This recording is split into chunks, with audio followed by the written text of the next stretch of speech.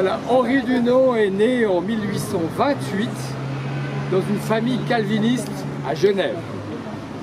À 6 ans, précoce, pendant les vacances d'été, eh bien, Henri accompagne son père au bagne de Toulon, car celui-ci veut contrôler les conditions de détention des bagnards d'origine genevoise. Henri est horrifié par ce qu'il voit et il quitte les lieux en jurant qu'un jour il écrira un livre pour sauver les bagnards. À l'âge de 26 ans, il devient représentant de la compagnie genevoise des colonies à Sétif en Algérie et peu de temps après il achète sa propre concession. Mais des difficultés administratives, de graves difficultés administratives mettent sa situation financière en grand danger. Il finit par décider d'aller en parler à Napoléon III, qu'il connaît.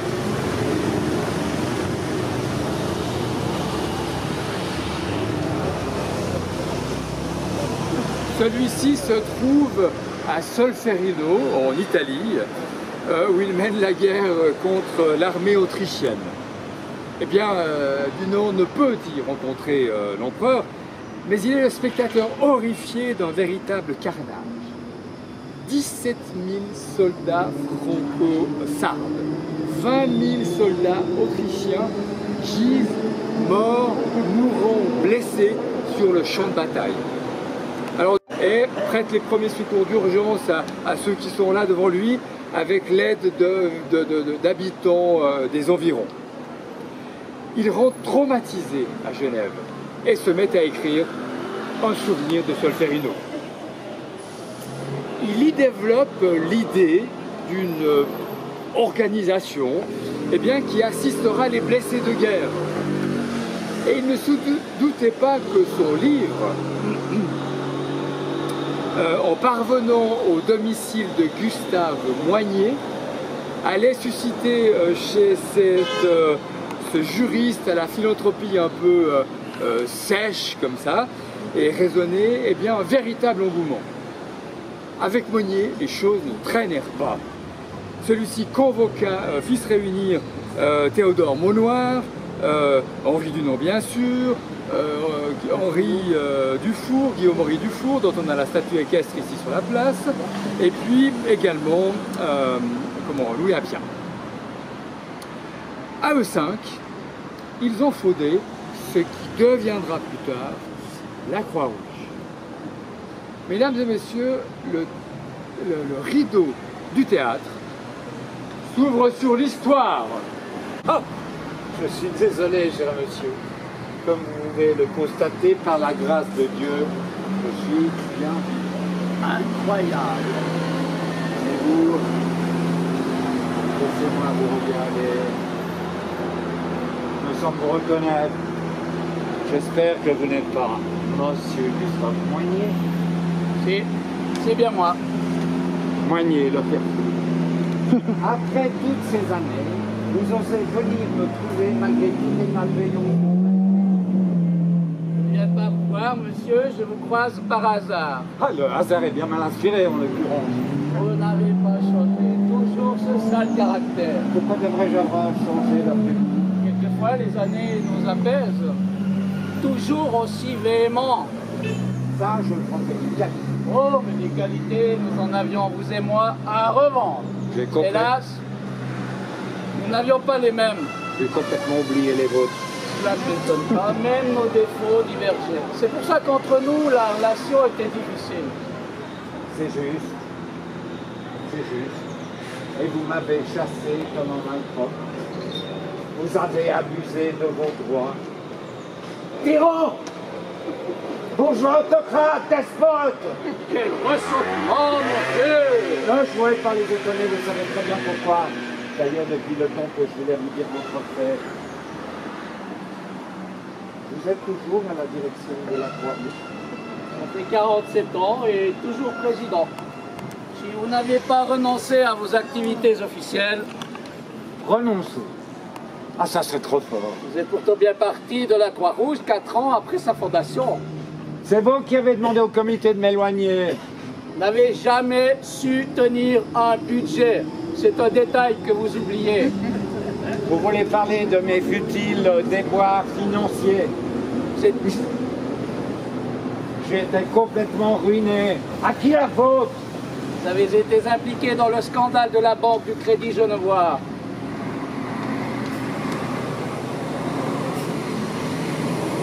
Vous n'aviez plus la confiance du comité. Écoutez, vous m'avez mis à l'écart. Depuis 46 ans, vous m'empêchez de revenir à la direction du CICR. Depuis 46 ans, vous intriguez auprès de tous les gouvernements d'Europe et faites pression même jusqu'à sur mes amis pour que personne ne me prête assistance. Même l'empereur Napoléon III, qui se proposait de régler la moitié de mes dettes, Sans moi, la Croix-Rouge n'aurait jamais perduré. j'en suis le concepteur. C'est vrai, vous êtes celui qui créa le droit humanitaire. La Croix-Rouge était un projet visionnaire. Vous l'avez imaginé. Mais qui l'a réalisé? Le comité s'est ensuite développé. Sans vous. Où étiez-vous durant toutes ces années après avoir quitté Genève comme un pestiféré? J'ai continué mes actions dans toute l'Europe malgré tout. Oui, parfois j'ai dormi sur les bancs publics. J'étais couvert de dettes. Et vous? Vous avez même accaparé ma médaille d'or décernée par l'exposition universelle de Paris. Et l'argent lié à ce prix, vous l'avez immédiatement transféré dans la caisse du comité. Je vous rappelle tout de même que vous avez ensuite reçu le prix Nobel. Après combien d'années d'exil avant de le recevoir? Je vous signale que moi aussi j'ai été pressenti. Et c'est moi qui l'ai eu. Enfin, rassérénez-vous, Henri. Votre nom et votre Nobel sont désormais associés au CICR. Ce n'est que justice que cette reconnaissance nous soit due. Quant à vous, J'exerce simplement mon activité et le plus modestement du monde. Grande qualité, il faut bien le reconnaître, c'est cet idéalisme. Cet idéalisme qui frise parfois la folie. quant à vous, je concède que j'apprécie hautement vos talents d'organisateur. Vous êtes un administrateur hors pair. Mais vous n'aviez pas le droit de me jeter comme un vulgaire chien de ferme. Vous recommencez. Oui, je recommence. Et n'en finirai jamais. Aucune réconciliation n'est donc envisageable. Aucune. Bonsoir, monsieur le bâtisseur. Sérieux, hein? Bon, nous devons confesser que la rencontre à laquelle vous venez d'assister n'a jamais eu lieu. C'est une pure fiction. L'idylle humaniste véritable entre ces deux-là n'aura duré que 2 ou 3 ans. Dunant a effectivement fui Genève, poursuivi par ses créanciers, mais a continué à foisonner de nouveaux combats humanistes. Création d'un État pour les Juifs, abolition de l'esclavage, égalité hommes et femmes, UNESCO, YMCA, pas la chanson, mais sa santé s'étant détériorée, eh bien, il passe les 20 dernières années de sa vie dans la chambre numéro 12 de l'hôpital de Hayden, dans le canton d'Appenzell.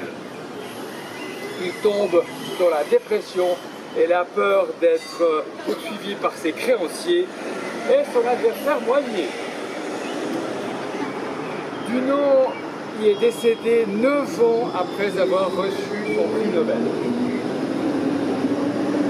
Dans son testament, il lègue alors un petit pécule pour que soit maintenu dans cet hôpital-là un lit toujours disponible pour les malades dans le besoin.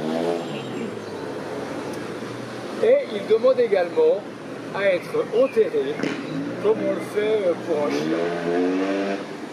Ah, c'est pas comme Brunswick. Non, alors c'est pas comme Brunswick, non. Plutôt comme Calvin, c'est pas comme Brunswick. Son exil a duré 43 ans et il n'est jamais revenu à Genève. En 1980, un comité privé, déplorant que le fondateur de la Croix-Rouge ne soit pas honoré dans sa ville, eh bien, a offert ce buste-là qui se trouve devant vous. Qui se trouve ici d'ailleurs à l'endroit précis où se trouvait dressée la guillotine pendant l'occupation napoléonienne. Et c'est ceci en hommage au travail de Dunant pour l'abolition de la peine de mort. Dunant témoignait pour la reconnaissance de leurs mérites respectifs, et bien est resté vive jusqu'à leurs descendants actuels. 9 ans plus tard, après ce buste-là, eh bien, un majestueux buste de Gustave Moynier a été érigé à côté dans le parc des Bastions. C'est comme le micro et la corde. Résultat de la compétition, un buste partout. Dis-moi, la balade continue, rondant dans le parc des Bastions. Gustave Moynier, Daniel Cornat. Bravo! Et pour interpréter Henri, Dunant, Yves, Raymond. Bravo! Merci d'être vigilant pour moi. Voilà.